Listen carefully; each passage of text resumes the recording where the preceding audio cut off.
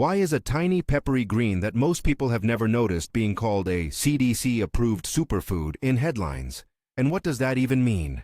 The short answer: a government-linked nutrient density analysis from 2014 ranked watercress at the very top of a per-calorie nutrient scale, giving it a perfect score, 100, while familiar supermarket staples like iceberg lettuce scored near the bottom, around a 7. That ranking is the moment that sent nutrition nerds and food historians down a rabbit hole. It's also the moment we need to pause and untangle two different things people often confuse: a scientific ranking of nutrient density and an official dietary endorsement. To be precise, the 2014 analysis that made headlines evaluated the amount of essential nutrients per 100 calories across a long list of foods. Researchers associated with government institutions helped develop that metric and published rankings. They did not issue a marketing stamp of approval for any single plant as a miracle cure or a government-backed food product. We've linked the original analysis and related sources in the description so you can see the method yourself. If this surprises you and you like having the invisible parts of the food system pulled into the light, hit subscribe. There's a lot more beneath the surface of what ends up in your grocery cart. How did a peppery, water-loving plant once feeding the poorest neighborhoods in Victorian cities come to be an obscure item on specialty produce shelves? To answer that, we have to go back to a different kind of supply chain, one built on urgency, local knowledge, and a relationship with water. Picture London in the mid-19th century. Fog and soot hanging over narrow streets, rentable rooms stacked above noisy workshops, and a population for whom fresh vegetables were a luxury and scurvy a real threat. Enter watercress, Nasturtium officinale, with its bright, tangy bite and a surprising concentration of vitamin C, iron, and calcium. Vendors carried bunches for pennies. Children and women hawked them door to door.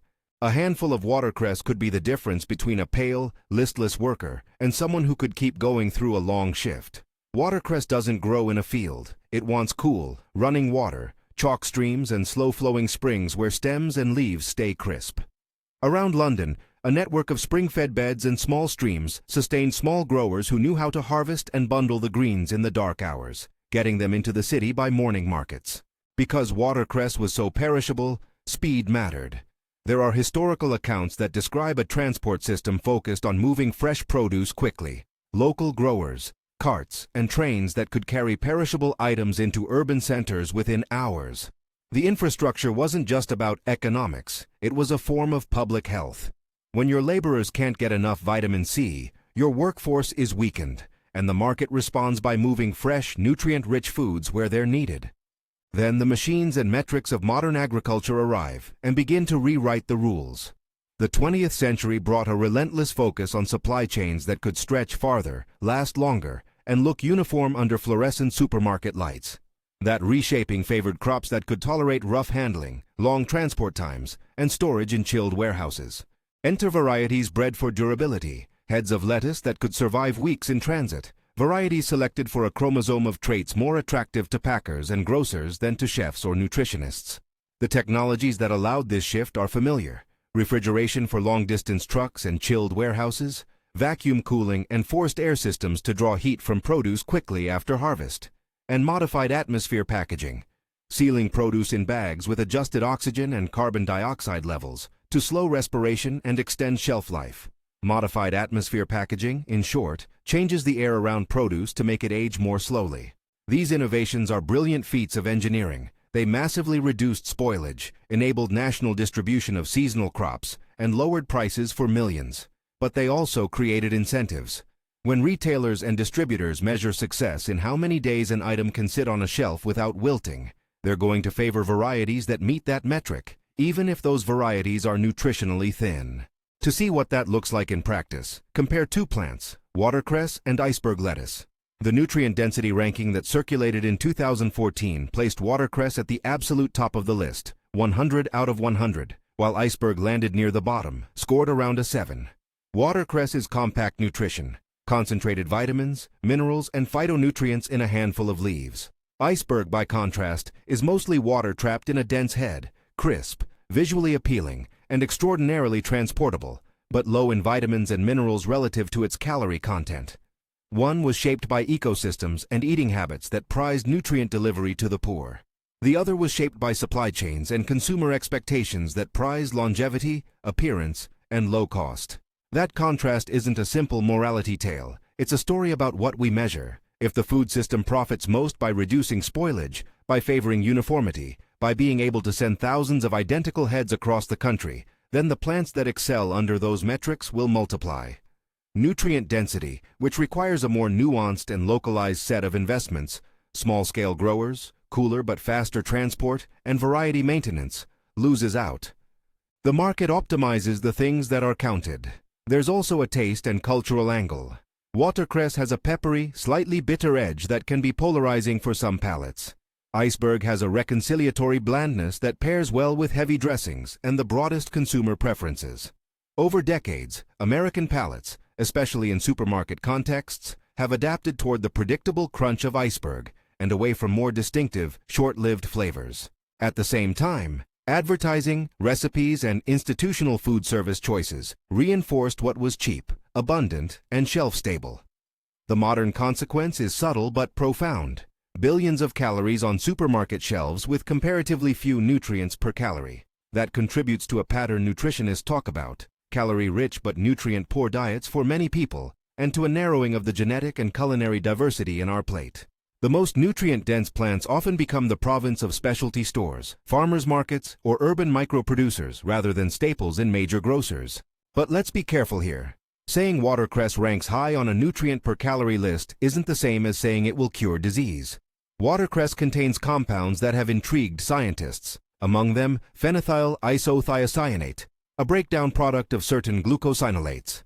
Laboratory studies have shown that phenethyl isothiocyanate can slow the growth of some cancer cells in vitro and influence cellular processes in ways that might be protective. Those findings are important and worth pursuing. They do not, however, translate directly into clinical recommendations for humans without controlled clinical trials. Scientists are still mapping how compounds behave in complex human bodies, how they are metabolized, and what doses might matter. So appreciate the biochemistry, but avoid the leap from lab result to health guarantee. If watercress feels like a relic of a different era, it's also a plant with a modern afterlife. Across the United States and in parts of Europe and Asia, small-scale growers and hydroponic operations have revived watercress production, often selling to chefs, farmers markets, and health-conscious consumers. Urban farms with recirculating water systems can grow watercress efficiently, and certain specialty distributors ship it regionally. For many consumers, the easiest places to find it are farmers markets, independent produce shops, Asian grocery stores, or the produce section of higher-end supermarkets that stock microgreens and niche greens. A vignette from a modern grower helps make this feel real. Imagine Ellie, who runs a small watercress farm along a spring-fed creek outside a mid-sized town. Her family has been tending the beds for 3 generations. Ellie remembers the old rhythm: harvest before dawn, rinse in cold water, pack in damp cloths, and get the bunches into local markets that morning.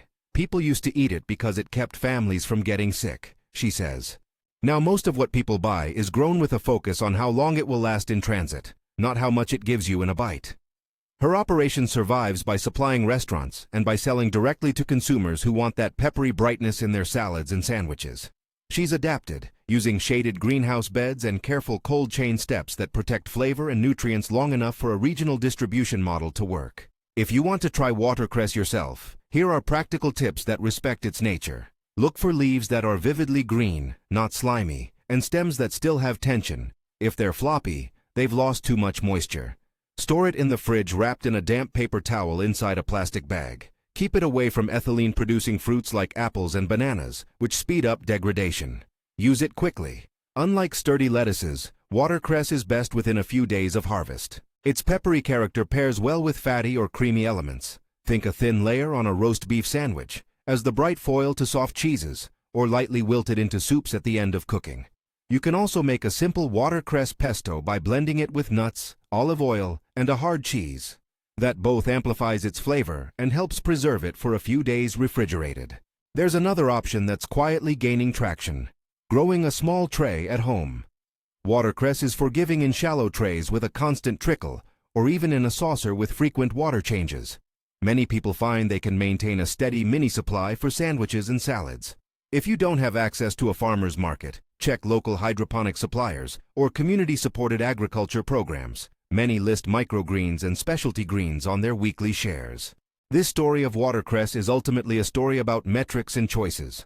For much of modern food industry history, the variables that get measured, transportability, shelf life, visual uniformity, price per pound, became the ones we optimized. Nutrition, flavor complexity, and biodiversity often sit behind those priorities, visible only to those paying close attention or willing to make purchasing choices that reward different values.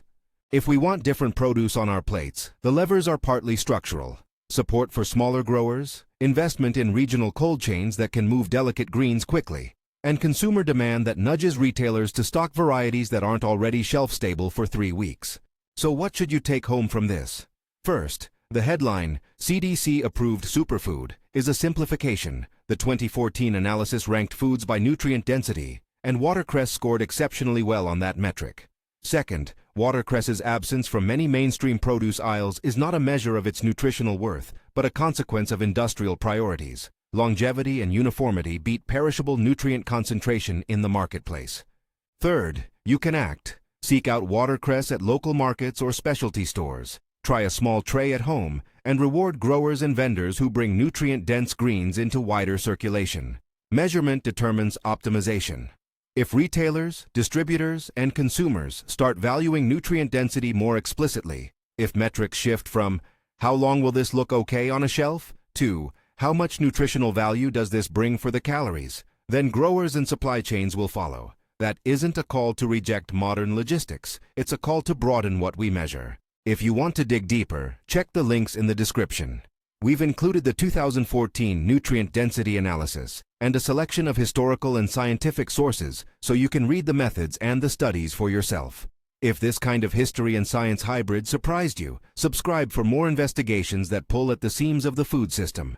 And if you try watercress, tell us how you used it, on a sandwich, in a soup, or as a bright pesto, and where you found it. Small choices add up, and sometimes a forgotten green can change how we think about what's worth measuring.